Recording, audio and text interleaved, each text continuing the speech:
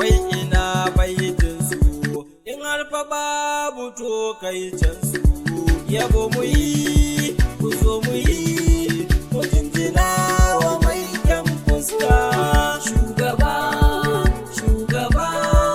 shugaba assalamu alaika mai kinka annabi za mu kishi mai banka shi ma kwarai za mu bi shi wanda ya so ka za mu so shi